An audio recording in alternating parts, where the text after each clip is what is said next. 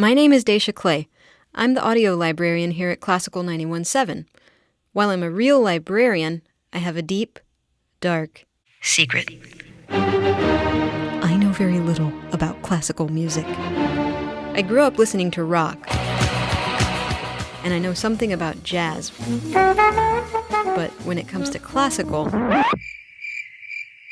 but I really want to learn. So, every week on this show, a classical music expert will give me a piece of classical music they think I should know, and then we'll discuss it. Come learn with me in the classical classroom.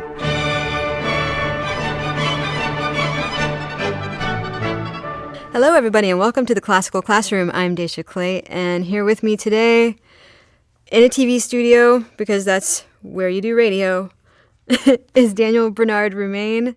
Daniel is a composer and a performer.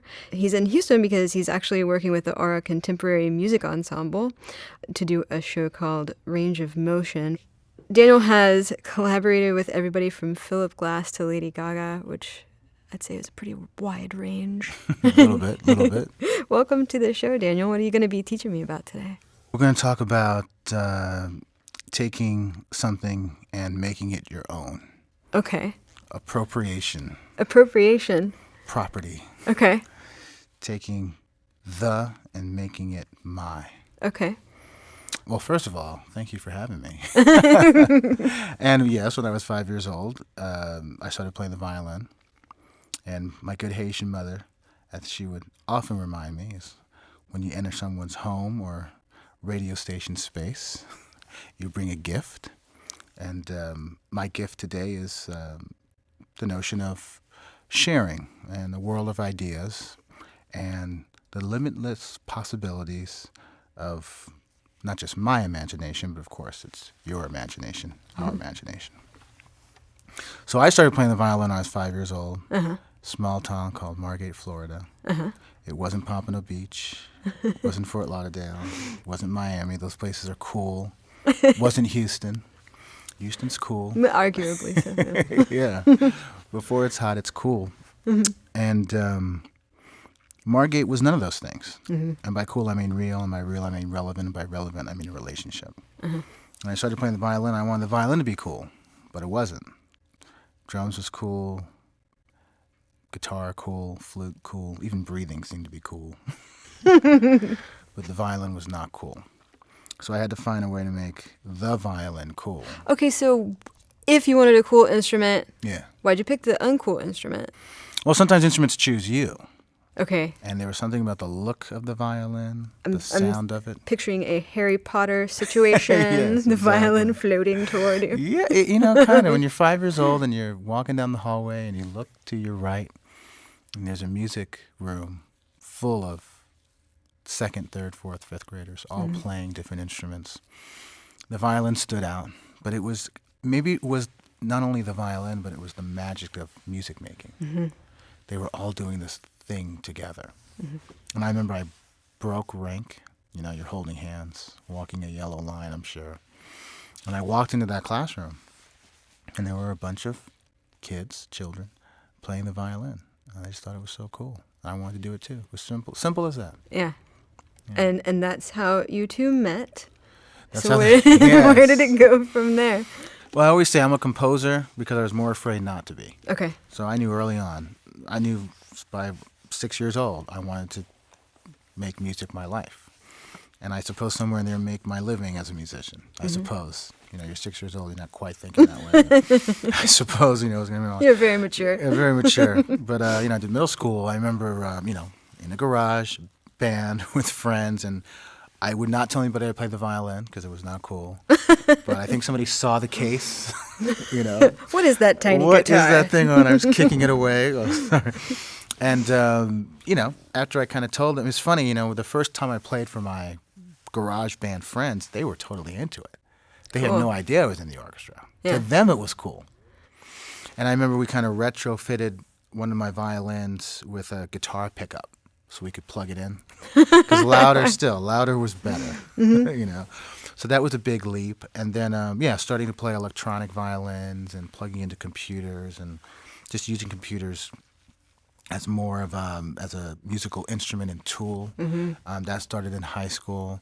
So you have all of these very eclectic sounds going through your young head, and so there you are with this instrument, and you're like, how can I put this there? Right. Yeah, how can I turn the violin into my violin? And there's a really big difference. And my violin, because my parents were Haitian and Spanish and French, and because I was in South Florida, a melting pot of different cultures and ideas and musics, my violin became very potent. You know, I could turn my violin into a drum kit.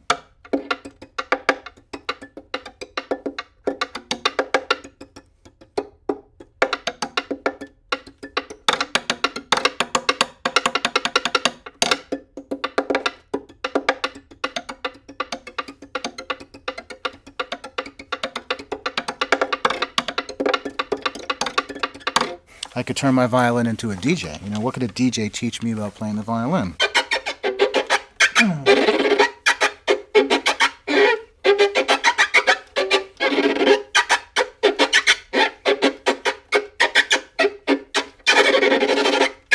I could turn my violin into a guitar, you know?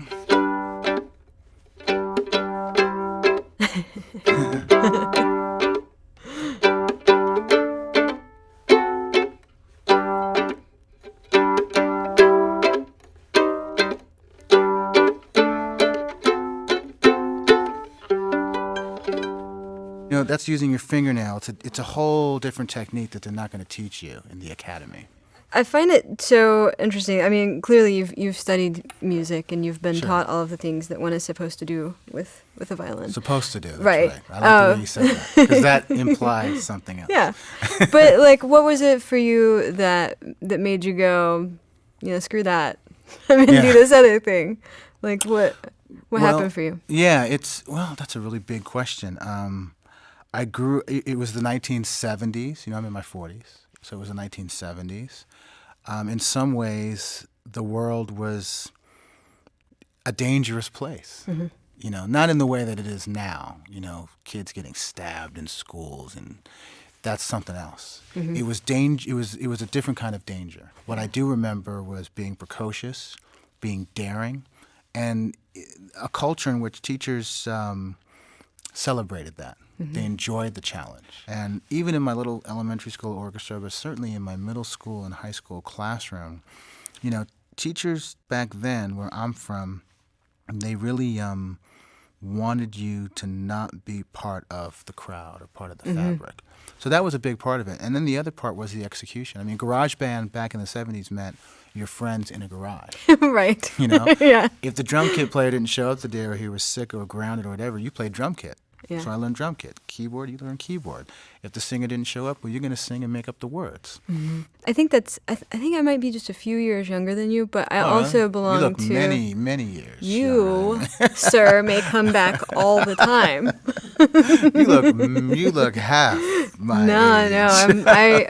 I grew up in the 80s. I mean, like, that's, Yeah. you know, when I was a kid, I could say the same thing. And there's something about our generation that like we had that mixture of living in a very, you know, sort of analog, kind of simple world. We wrote letters, you know. It's true. We didn't have cell forgot about that. phones, you know. That's right.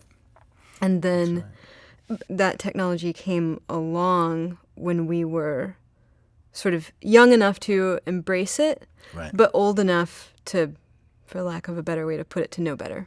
Sure. You know, like I think we've had like an equal dose of both. I think that makes for a really interesting experience. Yeah, we can remember the time before the internet. Yeah, and before exactly. text and before, absolutely.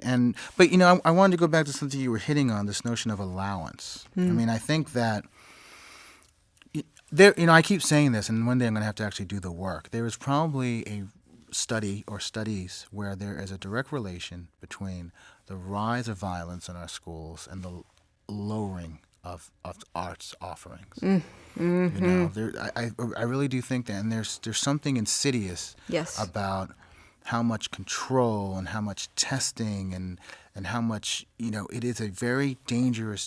You could die in your classroom, and that's not hyperbole. That's not just a saying. You know, school can kill you. It's not the safest place on earth anymore. And I didn't grow up with that threat. Right. Not at all. Me either. And it's kind of, I do wonder, statistically speaking, and this is related, as a young black boy, statistically speaking, I'm not supposed to have a violin in my hand. Yeah, what are you doing? And, there's a lot of other things that are supposed to have kind of been a part of my life. Mm-hmm. So when I say playing the violin changed my life and saved my life, statistically speaking, for a young black man in this country, a relatively young black person in this country, that's a very real thing. Mm. And so much of my energy and my wants and my needs and my pain went into what I call my weapon of choice, my violin. Yeah. And really making, I had teachers and I had parents, and I was lucky enough to have people around me that supported and celebrated tearing this instrument apart. Mm-hmm. And that's not always the case anymore. Yeah, I think that's something that I've come to be very aware of doing the show, is just how those sorts of programs are being they're the first things to go. Yeah. And I can't believe it. Art, creativity, music, they're not things that you can easily put a number on. Exactly. But they're immeasurably important. That's no right. matter what you grow up to become. If you grow up to become an accountant, you need that part of That's yourself right. to be able to grow and to have the experience that you did, where you got to get to a point where you were just you looked at a musical instrument that you were taught to play one way and went, no, I think I'm going to do it a different way. Yeah. And be able to approach the world in that way. And you only get to do that in art class and in music. You get to do that in math. Yeah. I guess maybe some people do if they're super smart, but I do not get to do that in math. Yeah, and for me, if you go back to Margate, Florida right now, Margate Elementary School, you cannot play the violin. Those instruments are gone. There's no music program. And I would say, this is a kind of an educational show in a lot of ways. I'm here to learn from you. I'm here to learn from this light. This microphone has a story to tell. I look at everything as potential. Mm-hmm. And if I was a teacher in that situation, I think that I would probably have an orchestra made up of iPhones and iPads. Let's make music. And if you don't have iPhones and iPads, then let's put our hands together. Let's make pencils. Music. Exactly. Spirals. A narrative chorus. Yeah. Open a book and let's say these words together, but in a hyper-rhythmic way. You should be doing this. Yeah, I think that, and that's this what I'm is getting. Amazing. Yeah, I go all around the world, and I can tell you, especially in this country, there's just less music happening in our schools, period. But that doesn't mean that there's less imagination. That doesn't mean that there's less opportunity. You just got to solve the problem in a hyper-creative way. So there's one thing that is pervasive. Young people have big ideas about themselves and the world, not as it is, but as it should be. Yeah. And I tell you, I've done this where I've had students, young people, take out their phones, take out their computers, take out their iPads, take out their car keys, take out anything that makes a sound, and we become what I call an orchestra of life. Mm-hmm. So I think that's what you've got to do, because once the imagination goes away, I call it an imagination muscle. Mm-hmm. Once you stop flexing that, and once you stop applying that muscle to every day of your life, it becomes kind of calcified and hard, and you become a hard, rigid person. Yeah, I think being able to have creative vision, it allows you not only to be able to make art and to make music and to do all of those kinds of things, but to look at your reality in a different way, to step outside of the sort of, workaday life and maybe breathe a little bit of something else into your world, to see it in a different way. You're right. You can look at the world differently, and then you can apply it in a different perspective. My first music teacher was Mr. Miller. He was probably in his 60s. He was Jewish. The first tune I ever learned publicly was Hatikva.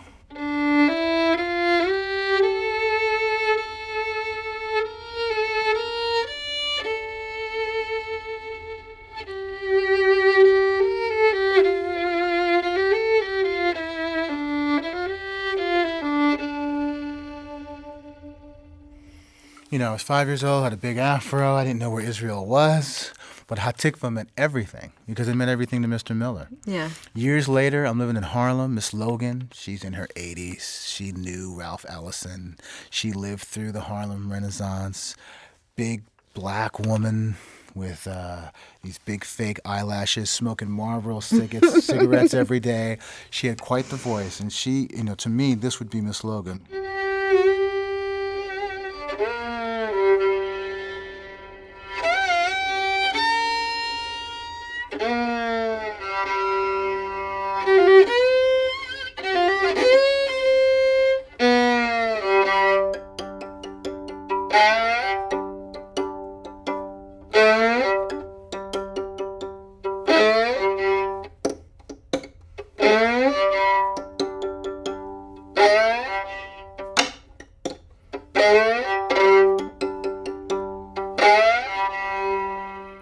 Smoky. Mm-hmm. And I always like to say, anyone I meet, I take a little bit of them and they end up at the tips of my fingers, and then I can talk about them and really give you a musical portrait of who they are, which in some ways can be more powerful than any other kind of portrait. I love that idea. And I also love that, like I realized while you were talking, that, when you're a kid, that's something that's really easy to do, to look at something and see it as something else. Like, my grandma would give us boxes and some sheets, and we were like, spaceship. Right. I love that. Yeah. That's right. And bringing that sort of childlike sensibility into the adult world and doing something like what you're doing now. I think that's fantastic. Being able to see something other than what you're told that it is. Exactly. Love it. It's an appropriation. It's borrowing from other cultures, other styles, other sounds, and making it your own. Yeah. And that's what I do. In a lot of ways, I try to make the violin not sound like a violin. Uh-huh. It's wood. I call it my Woodbox. It's really what it is. Yeah, it is. My Woodbox, it is a vibrating box of wood and steel and carbon fiber. And when you start to approach an instrument from an imaginative perspective, then the possibilities are endless. The sonic vision, as you say, that sonic vision and a sonic landscape becomes boundless. Who kind of populated your sonic vision? Like, who was there for you?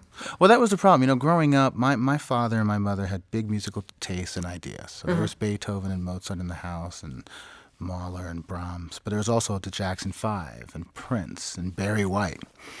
And somewhere in there, believe it or not, John Cage snuck in. And my father had these wild albums, Stockhausen and Cage, and even Penderecki, the soundtrack to The Exorcist, which is actually a string quartet by George Crumb. And I didn't know that. Yeah, well, there's a big lawsuit about that too, because he didn't get permission for that music to be used. That's another story. We're both University of Michigan grads. That's the only reason I know it. Yeah. Okay. But my father's record collection was my kind of library of Alexandria in a way. There was a little bit of everything in there. But I remember that John Cage record because I remember the expectation of, wanting to hear piano or expecting something, and it was prepared piano, and the sounds were so radical. The sounds were so different. This is an important part of classical music's tradition. This notion of idiomatic creation, idiomatic writing, something that can only be played on a certain instrument. Okay. And this led to many composers, John Cage, Henry Cowell, Earl Brown, preparing the instruments, meaning adding things to the instruments, applying different techniques to the instruments to make them, in some ways not sound like the instrument. John Cage and his prepared piano. He's sticking screws and bolts, and he's doing other things to the piano to give it a much different sound. It sounds like a gamelan orchestra at times. It becomes something other than just piano. Yeah.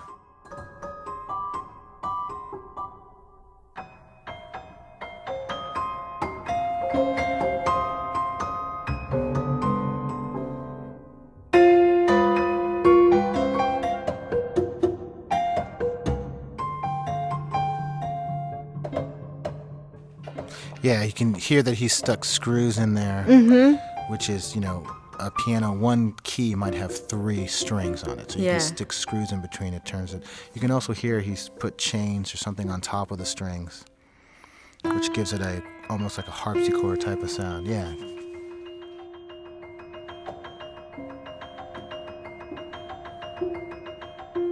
So it sounds like a piano, but also something else is happening there. Right.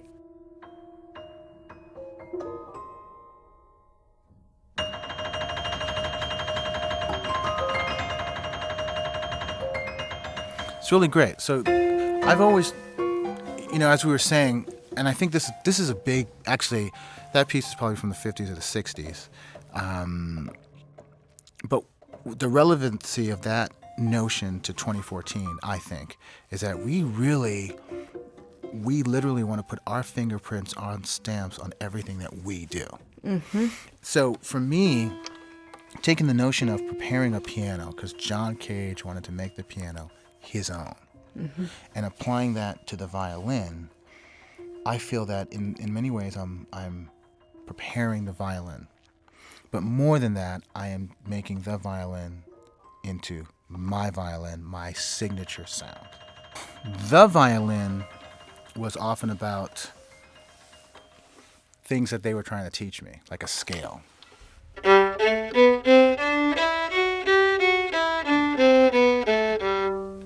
But my violin could turn that scale, into magic.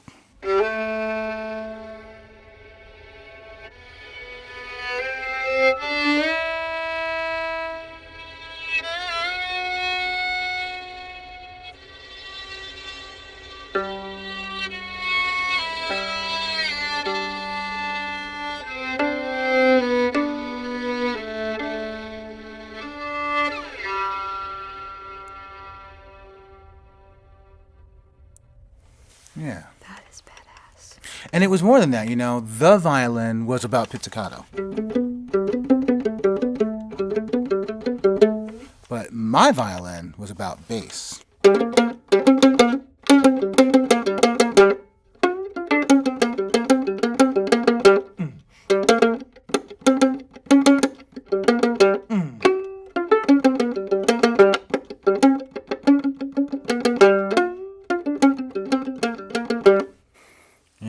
The violin was about vibrato.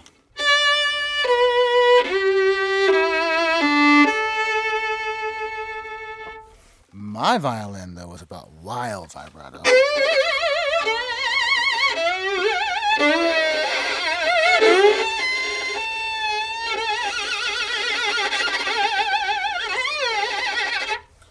It's all really making it hyper personal. So every day,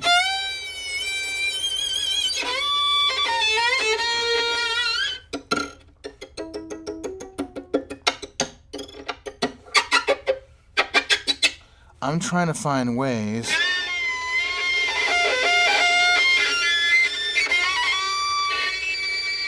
even to make a Woodbox breathe.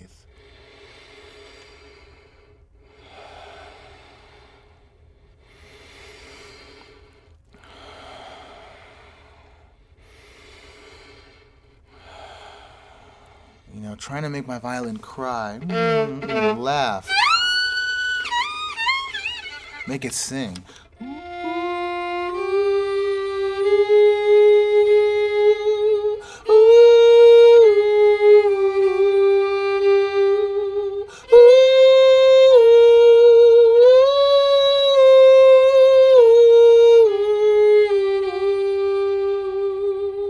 Trying to make my violin into a flute.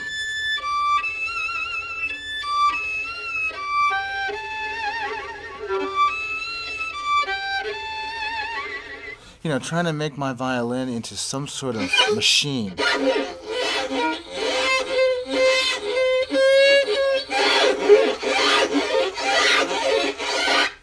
So when I hear your stuff, I hear all of these other genres of music coming in. Clearly, I'm hearing guitar solos. Yeah. I'm hearing some bluegrass. I'm hearing Sure. all kinds of stuff in there.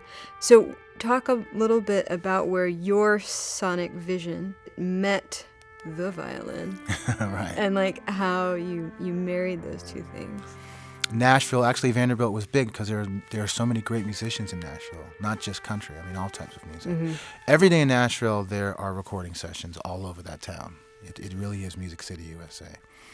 And then going to the University of Michigan, which is this massive college town where there's a real intellectual rigor and, you know, a music school with probably 2,000 students. Mm-hmm. It was the opposite of kind of this small 15,000 Vanderbilt University school in the South, going to a campus that had well over 100,000 students and actually ran Ann Arbor. Yeah, it was, you know, cold as well, you know.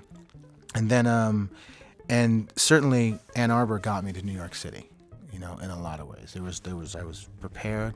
And Harlem at the time, in 1998, was much different than it is today. It was dangerous. Mm-hmm. It was ungentrified in a way. And it was full of black people. And if you can think of Nashville, Ann Arbor, you know. Not so full of the black people. Not full, no, pretty vanilla. Nothing wrong with that. You know, being in Harlem in New York City. Mm-hmm. Being in Harlem in New York City. At that time, it was kind of, I got there right before the big change happened. Because now Harlem is still black, but it's more than that. Yeah. Well, New York City's always changing, but Harlem in 2014 is not the Harlem that it was in 1998. Mm-hmm. And so I got there just as the changes were happening, but the ghosts were still there, and the rhythms of the street were still there, and the echoes of Harlem's Renaissance were still there. Yeah. And I was able to really absorb all that. Yeah, so I think from John Cage to you and I, that would be my lesson of the day, that your imagination can claim any tradition, any idea, and you can make it your own. And that's actually what you're supposed to do.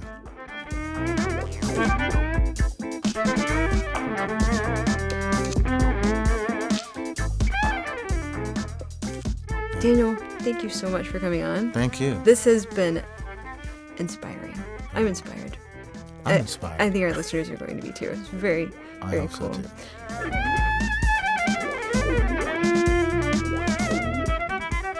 All right, everybody, that about does it for this episode of Classical Classroom. You can hear more Classical Classroom on our website at houstonpublicmedia.org/classroom, where, by the way, this week, we actually have some video enhancement for the podcast. You can go there and see video of Daniel Roumain performing a couple of different songs in our TV studio. You can also see a video recording of this episode of the show, which will be super exciting watching us sit in front of microphones. Thanks to the University of Houston Cynthia Woods Mitchell Center for the Arts, where Daniel Bernard Roumain is an artist in residence, to DBR for being here on the show, to our producer Todd T-Dawg Hulslander for twiddling knobs, to our program director Sinjin Flynn for providing spiritual oversight. Many thanks also to Daniel Webben for his production assistance on this episode, and to Troy Schultz for producing the video. To me for saying words, and to you for listening. Thanks, and we'll catch you next time.